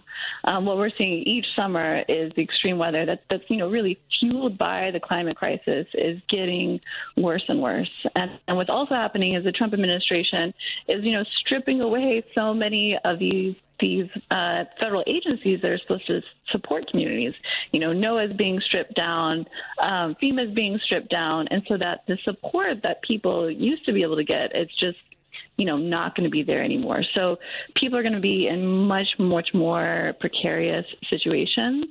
But that's why we're also doing this. We're running this whole digital narrative campaign called Stronger Together Solidarity Summer right now. And what it's about is that communities who have been on the front lines, and so that means, frontline communities is people who have faced the impacts of climate change, first and earliest. So these are communities who've been dealing with climate change for a while. They already have solutions. They know how they can prepare, before, during, and after a disaster strikes. And so what we really want to do is we're going to be uplifting stories from across the U.S., from Miami, from Texas, from so many places of people who are like, even if you don't have federal aid, here's what you can do to protect your community now. And that's what this campaign is going to be all about. We want to lift up these stories of solidarity and care and mutual aid and preparedness, both on, a basic level of, what's in your go bag to, what is your local community? What is your city? What are the ordinances that they can pass right now? There's so many, again, of these solutions that already exist about how you can be ready. And so we want to really uplift those. It's hard right now in my mind because it feels as though some of the most important issues get kind of pushed down because of we call it flooding the zone with all the news that's coming out. It's hard for people to react to all the emergencies all at once. And I think that I was at an event on Sunday for the Walworth County Dems in Wisconsin, and somebody got up and said, I don't feel like there's enough attention being paid to the dangers of climate, everything that you're talking about. What are you? So part of what it sounds like this campaign is to cut through all of that, isn't it? I mean, to do everything you can to reach as many people as possible. Yeah, we really want to encourage people that some of the best way that you can take action is within your own community. And in so many cities across the U.S., there's already climate justice or environmental justice organizations that are existing. And so they could definitely use support. And these are organizations they have their eye on climate all year round, and also that intersectionality between climate and other social issues. So, the best thing that someone can do is to stop acting like an individual, join your community, and community is also how we're going to survive. If your house is flooded, it's going to be your neighbors who are going to come and help you out. And so building up those stronger networks within your community are going to be so crucial. So if folks are feeling worried, find an organization in your city, get involved. I know in Chicago, there's an amazing group called Blacks and Greens led by Naomi Davis, who's doing great work there. So definitely find out how you can, tap into your neighborhood, tap into your network, and see what you can do. Oh, I love that so much. Did you say it was Blacks and Greens? Yeah, Blacks and Green. It's in Chicago. Amazing organization. Check them out if you want to learn more about kind of some climate justice groups in Chicago. Blacks in Green. I have to tell you, I just learned yesterday from our friends. I did not know about this drive. I can't even explain to folks who weren't listening to the show yesterday. Decimating our forests in order to grind up our trees into these pellets that are used for energy in other parts of the world. I didn't. There's so much happening. I don't. Do you know what I'm talking about? There's so much happening, and it is so easy to feel overwhelmed. And so I think that's why it's so important to think of the long horizon. Think about the world that you want to build. Don't get too stuck in the apocalypse right now. Keep your eye on, I want to make sure that in the future my kids have clean air and clean water. It is what I would really encourage to people is to not stop at overwhelm and despair. Okay. Those are valid feelings. Things are really bad right now. Take a moment, take a breath, and then say, I'm not going to stop here. I'm going to keep on going. And this is where hope is so powerful. It's realizing that we have power to create change. And again, with the Solutions Project, we're all about reminding people you have power to create change. The future is unwritten, and within that, there's so much possibility for what can happen. I so appreciate that. And folks can go to thesolutionsproject.org. That's thesolutionsproject.org. And I'd love to have you on again. Let us know about any events that are coming up. And again, the event, there's a next week's Stronger Together narrative campaign. So we can find the work they're doing at hashtag Solidarity Strong. And again, everything also at thesolutionsproject.org. Anything else I missed? I don't want to leave anything on the table. No, that's it. Thank you so much. Of course. My pleasure. We'll talk to you again soon. Thank you so much, Thelma Young. Have a good evening. And tell your husband I'm sorry I can't pronounce your last name. It's That's okay. I apologize. It's a beautiful name. Take care. Let's take a break here. When we come back, we're going to talk to, there's a lot going on in the world, and we're going to talk to Kris Brown, the president of Brady United. They're going to launch their Pause to Heal campaign with the Illinois Department of Health. We're going to talk about firearms and gun violence, and because the last couple of days have also been. See, it's a lot, Dwayne. It's a lot. There's something that has happened in Chicagoland area today. I'll tell you off the air. Everyone else can Google it and carry. More after this on WCPT 820, Heartland Signal, KTNF AM 950, and KKNW 1150. This is why ICE shouldn't be able to wear masks. I'm just saying. If you know the story, you know.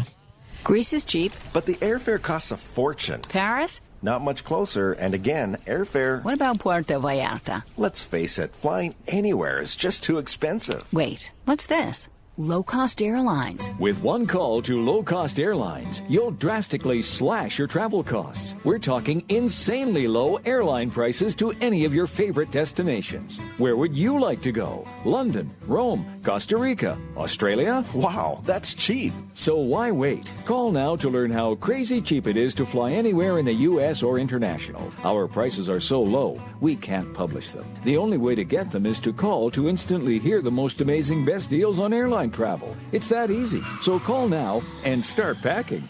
800-708-3091. 800-708-3091.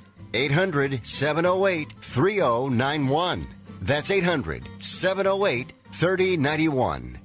This is a WCPT moment in labor. In the 1830s in Lowell, Massachusetts, during the rise of the textile industry, factories were hiring large groups of women ranging in ages 18 to 35 to work at their mills. The workdays were 13 hours long and had poor working conditions. By 1834, the textile market was sluggish.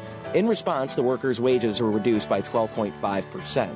One of the workers, Julia Wilson, tried to organize the women to get their wages back, only to be terminated abruptly. Wilson signaled the women to strike or turn out. Over 800 women marched and signed a petition saying we will not go back into the mills to work unless our wages are continued. Ultimately, the strike failed, but they learned from their mistake and successfully battled back a rent increase on their boarding houses 2 years later. By January 1845, about a dozen of the Lowell female textile workers came together to form the Lowell Female Labor Reform Association. This would become the first organized union of women workers in American history. This has been a WCPT Moment in Labor. We're working for your rights. You're listening to WCPT 820 because facts matter. You're listening to Driving It Home with Patti Vasquez.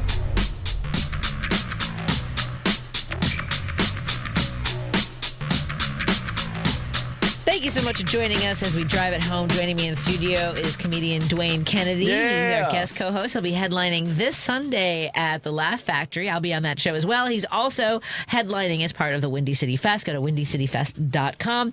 And one of the things I've been proud of over the years was to be invited to be a member of the One Aim Illinois. Our mission is to end gun violence. And I know that sounds lofty or crazy to some of you, but we have to do something. We know just in the last few days, the occurrence of gun violence has grabbed the headlines again, but it happens every single day.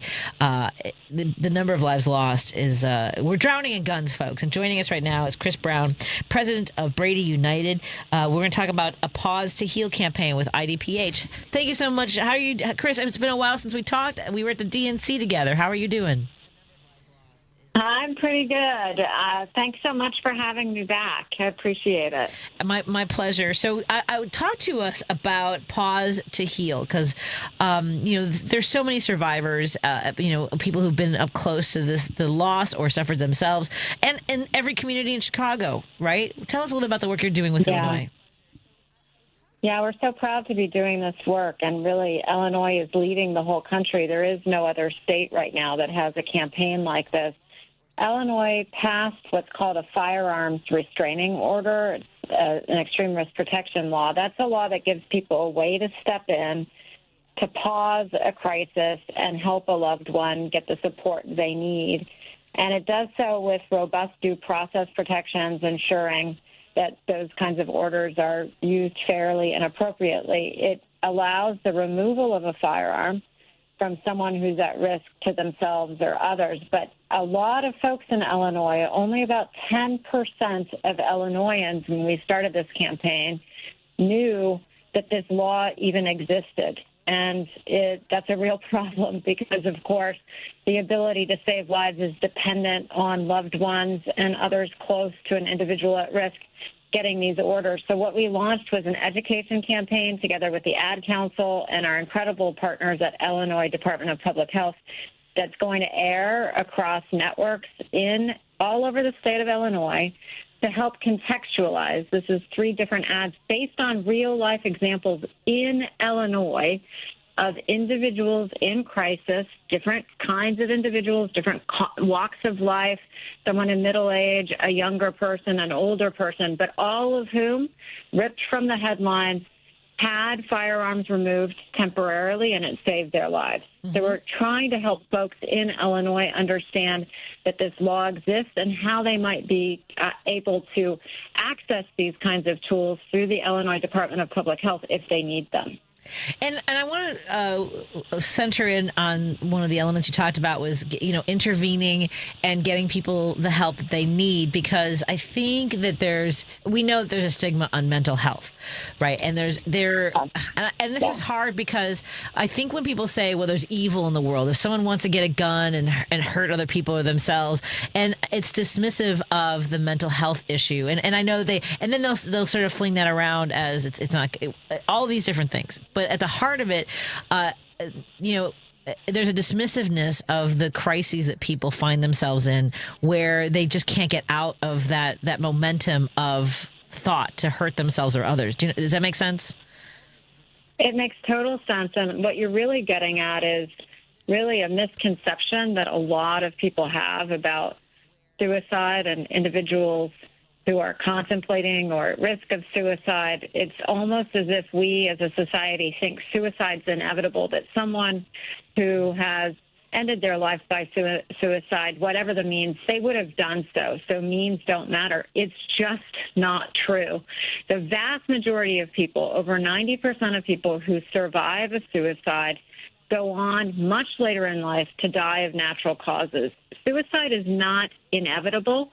And often it's the difference of about 15 minutes on average. It can be just an episodic moment. The difference is having access immediately to lethal means. And that's why the presence of a loaded and unsecured firearm is such a critical component to whether someone is going to complete the suicide or not. And I'm raising it in the context of the Pause to Heal campaign, because in the states that have done really deep education campaigns, what they've found, like in Connecticut, is a material reduction in suicide after these campaigns go forward. So, yes, there is a potential danger to others at the heart of these kind of Pause to Heal campaigns, but often the danger is of that loved one to themselves. And that's why what we're doing is so important here, and trying to destigmatize this whole issue of, is the person mentally ill or not mentally ill? Most of these folks don't have a diagnosed mental health illness. What they have are easy access to firearms that if we remove them, we can save their lives. It's brilliant. And folks, I want to let you know that you can contact 988 Suicide and Crisis Lifeline if you're having or experiencing a mental health related distress or are worried about a loved one who might need crisis support. And you can also chat 988lifeline.org. That's 988lifeline.org. And the reason I'm sharing that with you is it is on the Illinois Department of Health their website, and that is the campaign we're talking about, Pause to Heal. What else do you want? I mean, because there is a hesitancy, I think, when we think someone might be in crisis, we think, well, maybe I'm just imagining it, or I'm overreacting, or I don't want them to get mad at me, right? I think there's a hesitancy there too, right? Yeah, there often is. But look, what we try to contextualize in these ads is often it's not one sign, it's a multiple of things that are present that you're noticing. With a loved one in one of the ads, it shows a neighbor. We're all bearing witness to these things. And what we're trying to do through the Illinois Department of Public Health and the website that we have is more information about the kinds of things that you can be looking at, the folks that you can be talking to determine whether or not the right kind of information is present to get a firearm restraining order. It's not inevitable that you would necessarily get one. What we're trying to do is help people understand these are the criteria, and there has to be, reasonable belief that this person is at risk to themselves or others. But often when you start examining this, it's not one or two things, and people often are also verbalizing concerns for their own safety or talking about risk to others. So we want to make sure that folks are as educated as possible about the kinds of risks that they may be experiencing with friends and family members, or even with neighbors and others. I'm so grateful for the work that you are all doing. Again, we've been talking to Kris Brown, president of Brady United. And for more information on this campaign, as well as all the work they do, you can go to bradyunited.org. I know that this is a mission that you have worked so tirelessly on. So thank you for bringing this. I'm glad that you were able to partner with IDPH here in Illinois. And if there's anything we can ever do, please don't hesitate to reach out so that we can let folks know and get these messages out to them and educate them. Thank you so much. Really appreciate your time. Of course. You have a good evening, okay? You too. Thank you.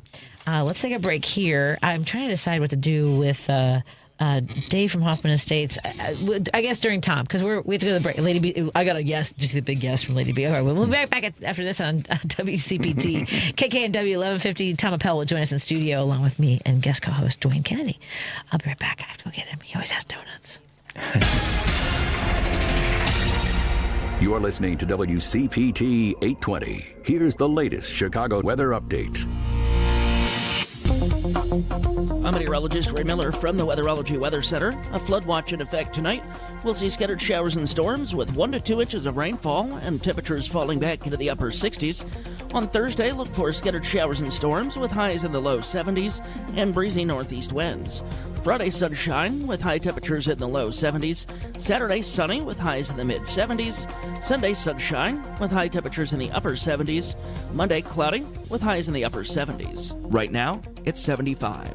This is Chicago's Progressive Talk, 820 AM, WCPT Willow Springs, and online at WCPT820.com, where facts matter.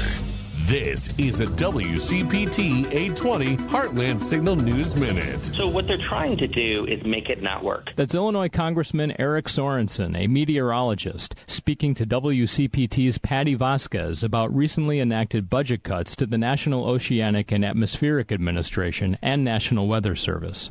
Like all House and Senate Democrats, Sorensen voted against the cuts. I think it's a great place for Democrats to be because now we can say, no, we're going to put America first. We want America to innovate and lead when it comes to science. Speaking about Republican cuts to Medicaid and food assistance, Sorensen added, we have to show the country what Democrats are for.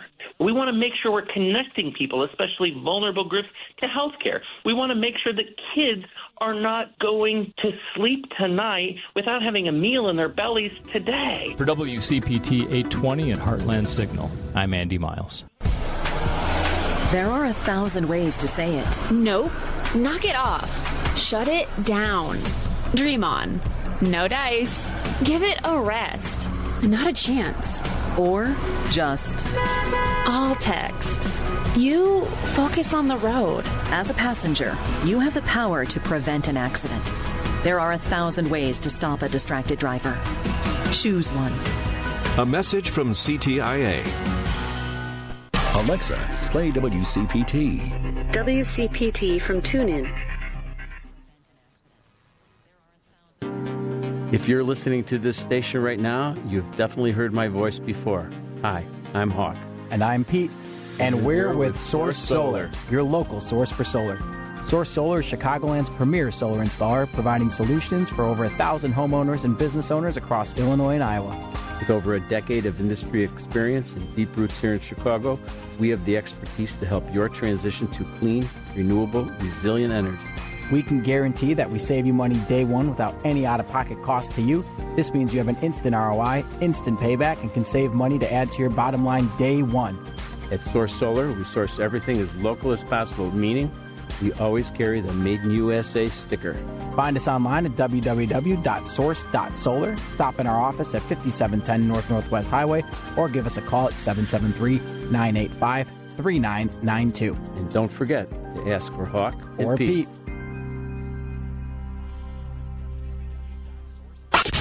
You're listening to Driving It Home with Patti Vasquez. Thank you so much for joining us as we drive it home. I'm so excited to have more people that I really adore in the studio. And another one of my favorite human beings, Tom Appel, joins us with a guest co-host, Dwayne Kennedy, who's appearing at the Laugh Factory this Sunday. Again, that's Legends, produced by Alex Ortiz, and I will be on the show as well. And then Dwayne will be headlining at the Windy City Fest coming up next weekend. He'll be at the Lincoln Lodge. Lincoln Lodge. Yeah. Before we get to good news about tariffs and cars and Tom and just laughing about things, let's go back to Israel and Gaza. Dave has got something he wants to address, and go for it. You are calling in regards to Paul from Seattle's. And by the way, you're not the only one. I think someone also texted me, but go ahead. What do you want to say, Dave? No, it was what when Jim mentioned about Roosevelt and the liberal bit. His vice president, Henry Wallace, was the one that was very progressive and liberal in that 44 election, and he was clearly the favorite of the Democrats, and they were going to win renomination, and Roosevelt's health was declining, and party leaders expected that, the VP nominee would eventually succeed Roosevelt, and Wallace had many enemies within the Democratic Party. They organized to ensure his removal. Much of the opposition to Wallace stemmed from his open denunciation of racial segregation in the South, and party leaders convinced Roosevelt to sign a document expressing support for either Associate Justice William O. Douglas or Senator Harry S. Truman. But once again, case where the Dems had eaten one of their own again, and kind of makes you wonder what we would have been like had Henry Wallace taken over, and then like Bobby Kennedy would have not been cut down. Maybe we wouldn't be as messed up as we are right now. We'd find a way. Well, thank you for sharing your thoughts on that. Appreciate it, Dave. Have a good night. Thanks for calling. I got to get to that conversation with my guest in the studio. Thank you. Hi, everybody. Hey. I'm so glad to have Tom Appel in the studio with me and Dwayne. It's not like there's anything going on in the automotive industry. Is there? Okay, before we get to that, there was something that struck me because I generally am pretty good at knowing. I would say I'm about 80% at knowing the make of a car. Okay. Right. The the dealer, or not the dealer, but the Toyota, brand, Honda, Cadillacs, and even not as much older cars, but certainly I would say from the 80s on, I'm solid. But there's a new way that they're putting these newer cars, the lettering on the back of the car, and I realize it looks like it's all like the spaced out lettering, very tech. But it's across all makers.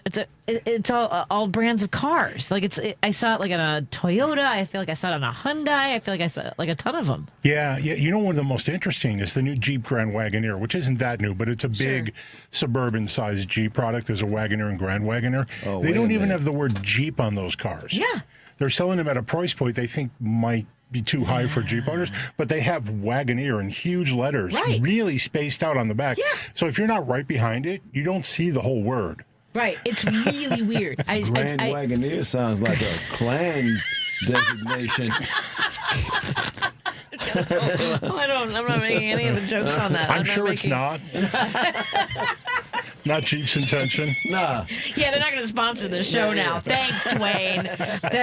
There goes my sponsorship letters. Hey, for $1,200 a month, we'll be happy to not disparage your brand of cars. I feel compelled to say it's a very nice vehicle. I believe you. I'm sure it is. What's with these late white and blue Broncos that I'm seeing everywhere?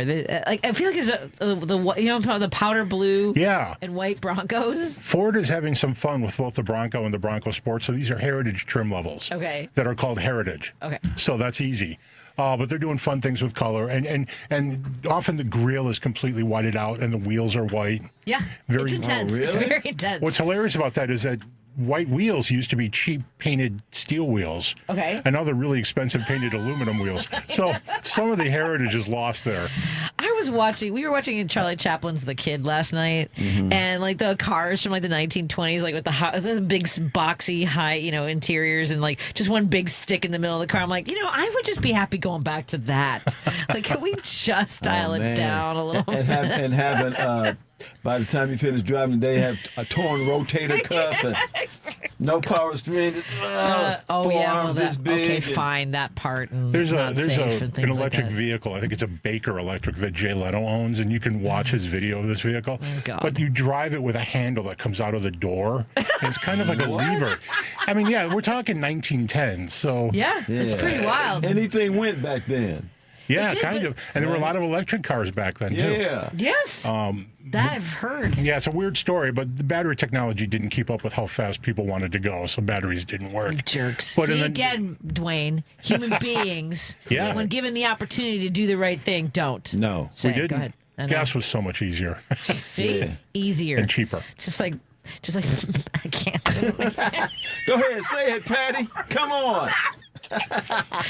Oh my God. Anyway, so many bad things in my head, Tom, about things. At any rate, Tom, so today the Fed chair, Jerome Powell, said that he would not be raising interest rates because it's hard to tell while inflation is not as bad as they thought it possibly would be. It's not that. It's actually improving.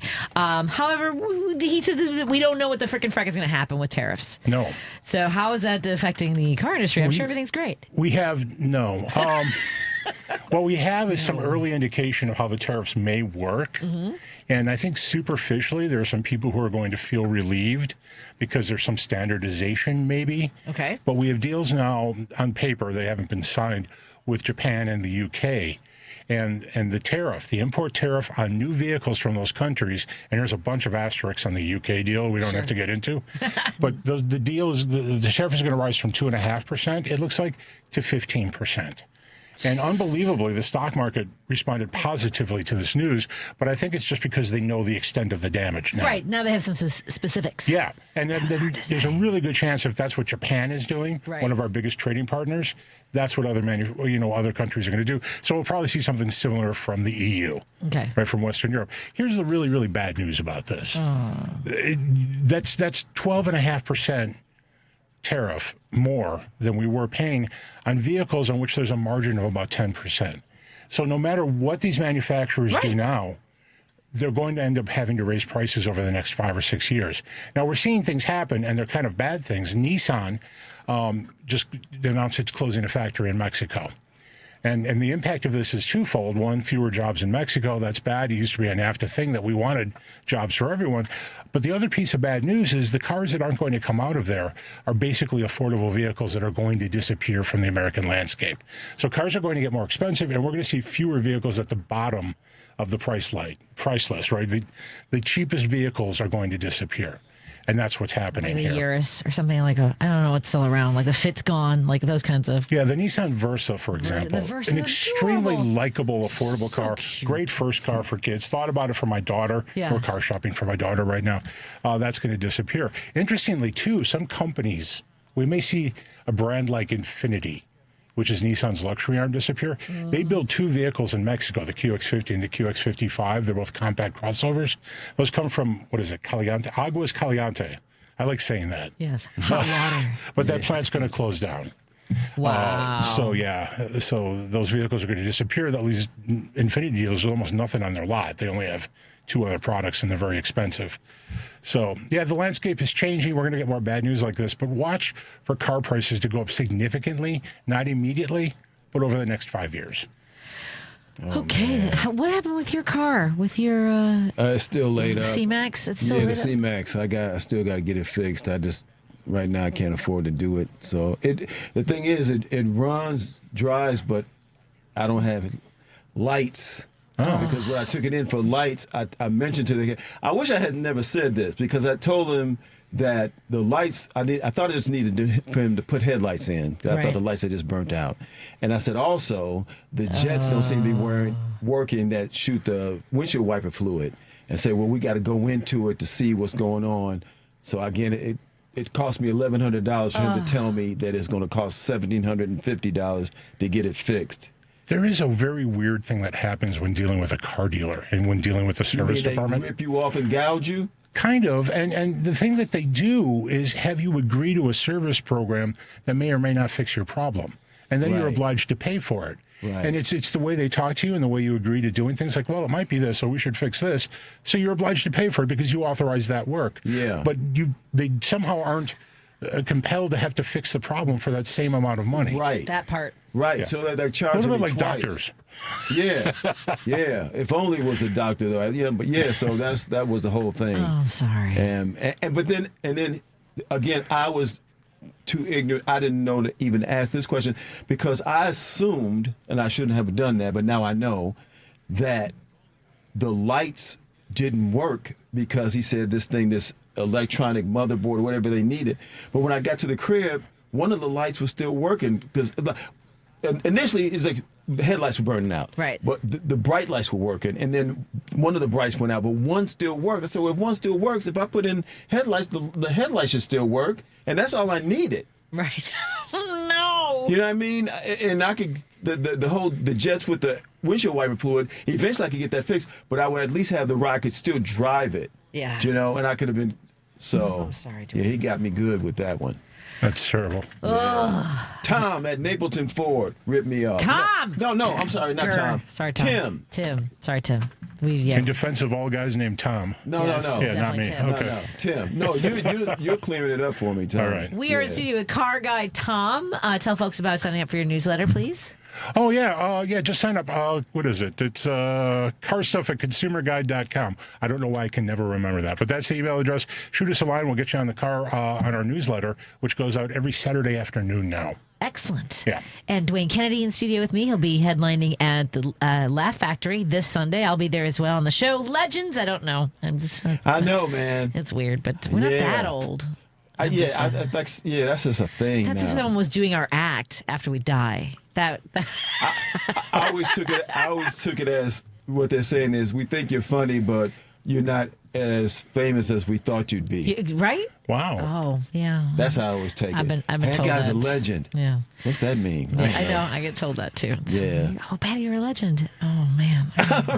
Let's take a break. It's like when someone introduces you to being famous, and they're like, "Who are you?" I'm like, "Exactly." Right. If you have to say someone's famous, they ain't famous. Correct. We'll be right back after this. If you want to give us a call or a text on our Credo mobile phone and text line at 773-763-9278. That's 773-763-9278. If you want to talk about cars with me, Dwayne, and Tom Appel, we'd love to hear from you. Credo Mobile, progressive phone company that's better for all people on the planet. Visit credomobile.com. More after this on KKNW, KTNF, and KKNW.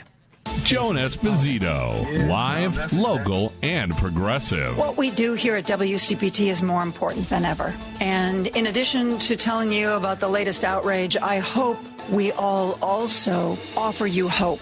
You're not alone. We're all in this together. We are all resisting together. We are all going to work for the causes that are near and dear to our hearts. Joan Esposito, weekday afternoons 2 to 5 on WCPT 820. Hey progressives, this is Richard Chu, host of Chu's Views here on WCPT AM 820, 6 to 8 a.m. Monday through Friday. We have some real challenges in front of us as a country. Since the beginning of this show, I have always felt compelled to bring you the best that I've got. Now, there's always a why to doing whatever we do. So, as we go forward and face these challenges, know this, you listeners are my why. Because I want to make sure I do everything I can to provide a safe, open, forward-moving space that allows you to call, email, text, or just listen to a guy that wants to help you bring out your own championship qualities to truly make this place better for us all. Lofty goal, idealistic, maybe so. But that's my why, and I look forward to bringing you the best that I've got. This is Richard Chu. Stay tuned. Being blind doesn't always look how others may think. Retinitis pigmentosa aimed to overwhelm my family. It tried to cut me down. I know where to find support and where I can be seen. Innovative research, educational resources, supportive community. The Foundation Fighting Blindness is leading the charge in finding treatments and cures for blinding diseases. Learn more at fightingblindness.org. A public service message from the Foundation Fighting Blindness. Chicago's Progressive Talk, WCPT 820, where facts matter.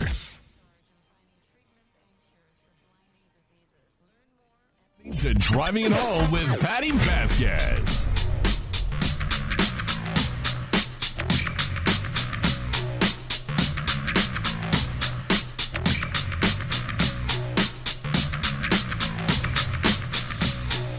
Thank you. So sorry. We could have just talked about corn sweat on the air. I don't know why I was prolonging that in studio. Yeah. I talked about it earlier in the week that our corn crops in places like Illinois, Iowa increase the temperature, essentially the way how hot it feels, the mugginess. There's only so much your body can sweat when it encounters more moisture in the environment, and that causes your body temperature to rise as well. So in the Midwest, it's the corn that contributes to the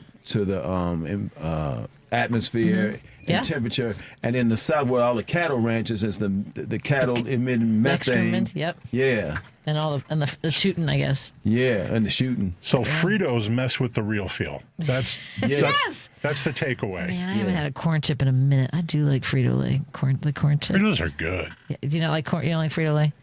No, I do. I don't eat them that, but I like them. Yeah. All that crap is horrible and great. Yeah. Yeah. Who knew they could up it with Takis? Have you had Takis? Yes. There's these tubes. They're but with these. How do you explain it? Like a fry? Oh yeah, my sister got some of those. The texture of Takis is very weird, but they're rolled up. Yeah. And they're not exactly like Doritos tortilla. No. They're a little bit. It's a little less dry and a little more dense. Yes, there's very some dense. heft to them. And is that a name that they came up with for this specific thing, or is that a name that has always existed? If you go into 7-Elevens, right, you want to go to 7-Elevens near where Mexican people live. Okay. Because that's where they stock this stuff. It's like an alternative to Frito that I think actually is like a Mexican brand. Okay. I think it is coming up from south of the border, but they're making them here now. And they're really good. People love them. My daughter highly recommends them. Okay. Yeah, and there's a bunch of different stuff. And every one of the flavors is like El Fuego or something. Oh, yeah. That means taco? Takis is it's derived from the Spanish word tacos. Oh, so yes. who knew? Okay. Originally intended to target the Hispanic audience, the brand was created by the Mexican company Barcel and introduced in the early 2000s. There you go. Okay. And that's how you read something on the air. And they're good. So, they're super tasty. Right. They're super tasty. I want to tell you something before, because I forgot to mention this when I came in. Otherwise, I'm going to forget the story, because I walk to the station sometimes, and I know it's really sad when I drive, but sometimes I'm really late. But I walked today, and there was a dog, and I'll show Tom and Dwayne this picture in a moment when we're done with the show. But there was a dog just standing in front of a house with like a leash. It had a leash on, but I'm like, hello. So that's why I know I usually get here like the last minute, but this time I was going to be like 2 minutes earlier. But there was this dog just standing in front of a house, and it was a house that had burned down. Not burned down, but had a fire recently. Mm-hmm. So it's been boarded up. I haven't seen anyone go into the house. And for a moment, I swear, I had to take a picture. I'm like, is this a ghost dog? Is this a ghost dog? It wasn't moving because I was like trying to talk to it. I'm like, hey, you okay? Hey, is anybody around? Because I said that, I was thinking that. Is that a ghost? It did not move at all. Wow. It didn't move at all. So I was like trying to find something. Like, hello, is anybody here? And I went around to the side a little bit, and there was the gate to the yard was open, and there was a woman there. I'm like, hi, I don't know. She's like, oh, that's Max. He's blind. That's why he's not moving. Oh, wow. Yeah. But I was also happy to know that Max survived the fire, because I know that when that day it happened, my husband and I were walking by, and they said they were looking for some of the pets, like cats and. Did that dog have a CNI dog? But when you just, I wish I'd taken a video, because it didn't move. I couldn't tell it was breathing. Yeah, like nothing. It freaked me out. Wow, that was my experience today. Imagine that being a what? No, just a blind dog. Blind dog. So I had a schnoodle growing up, and so my dog looked very much like Max. Pepper was the same, and I asked the lady if he was a schnoodle, and she goes, everybody asks me that. I'm like, that's because he's a schnoodle. A blind schnoodle. A blind schnoodle. Well, at any rate, that's my weird story of the day. I didn't want that to get away from me. Man, I was hoping you would say ghost. I thought it was a ghost. I went around to see what was going on. When I came back, the dog was gone. Oh, See, wouldn't that be creepy? Yes. And then it comes up behind me, and now it's like a pet cemetery situation. Mr. Schnoodle. Mr. And then it shows up in the backseat of your car. Yeah. Now you're talking, Tom. See, we're putting together a screenplay, everybody. Yeah. We're putting this story together as we go. Just saying. Tom, this whole week I have been talking to guests that are involved in environmental justice and talking about climate change. And so this week we got more news about this administration's commitment to climate and the environment. This is terrible news for a bunch of reasons, but there is a little bit of hope at the end of the story. But part of the big, beautiful bill functionally defanged the EPA CAFE standards. Now, people may remember back under Barack Obama, he had set a very ambitious standard where cars were going to get, on average, 54.5 mpg. Now, that number was exaggerated by the fact that the CAFE numbers, corporate average fuel economy numbers, have been adjusted over the years, but that's a constant number. So that was more like 38 mpg, but that still would have been ambitious. Right. Because right now, the average car on the road, 27 mpg, the average new car. But what happened was, and part of this big bill that became law, is that the government no longer has the authority to fine automakers for failing to hit their numbers. And this has a bunch of ramifications. One, why worry about a fine if you're not going to have to pay it? Yeah. And technically, why worry about your fuel economy? Additionally, this is very interesting, it deeply punishes Tesla. Tesla sells just electric vehicles. And this is why he was so mad and throwing a hissy fit, wasn't it? Yeah, because they sell credits, right? They sell all these vehicles. They all produce no carbon. So they have carbon credits that they can sell to Stellantis or to Ford or to other companies. That was, and Tesla was raking in about $2 billion a year, $2 billion with a B, selling these credits. Those credits just became worthless. They might still be able to sell them in the EU, right? Europe might still need them, but the U.S. doesn't need them anymore. So that's a real big problem. The only good news here probably is that manufacturers aren't going to pay heed to this. They might slow down what they're doing to raise fuel economy, but they're not just going to start selling huge V8 trucks and stuff like that because the next administration may not want to follow suit. Additionally, General Motors, Stellantis, Ford, they still have to sell vehicles globally. Right. Some are still trying to sell them in China. They're still trying to sell them in Europe. And you still have other nations you want to sell these in that have standards, and you still want to maintain that level of technology. Right. You don't want to fall off and fall behind. So this may mean almost nothing. Okay. But it is going to hurt Tesla.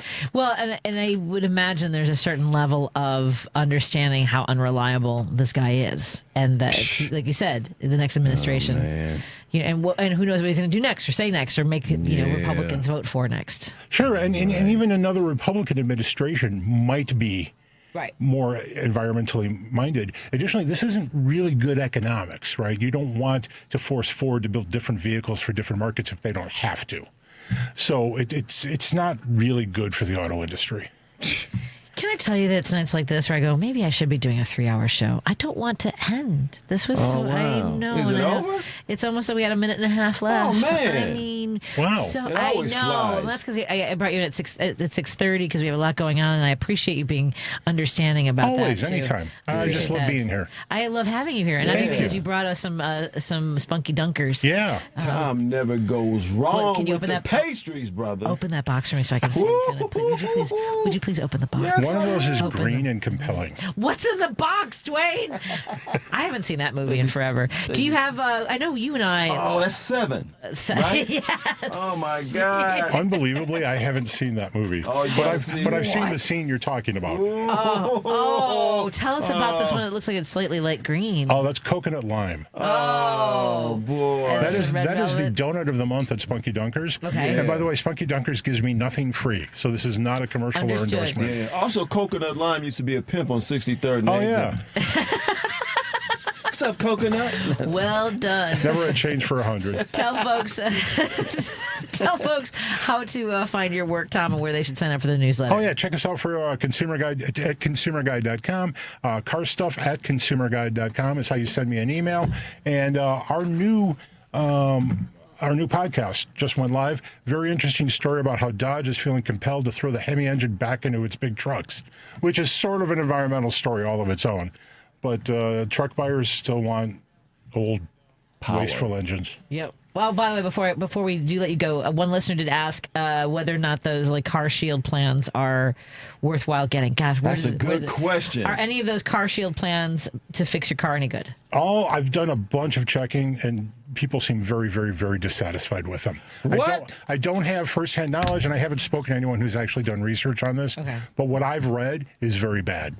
Why is everything a blooming con and a rip? I know. And they also write that Frito corn chips has 3 ingredients: corn, oil, and H2O. Thank you so much to all of our listeners, and we loved having this conversation today. Tom Appel, thank you for coming in studio and being so understanding. My pleasure. Thank you, Dwayne Kennedy. He'll be back this week. Tomorrow? Tomorrow.